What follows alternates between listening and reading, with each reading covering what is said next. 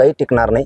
तुम्हाला राज्यात कोपऱ्यात सुद्धा फिरून देणार नाही. एका पोराला काठी लागली ना, राज्यातल्या कोपऱ्यात नाही फिरून देणार. तुमचे नेते आमदार मंत्री सुद्धा नाही फिरणार. ओ जरांगे, कोणाला धमकावताय? जनतेतून निवडून आलेल्या आमदारांना? भाजपकडे 132 आमदार आहेत. प्रत्येक आमदारामागे लाखोंची जनता उभी आहे, ज्यात मराठे पण आहेत. महाराष्ट्रातल्या मराठ्यांनी तुमच्यासारख्या प्याद्याला स्पष्ट नाकारलंय.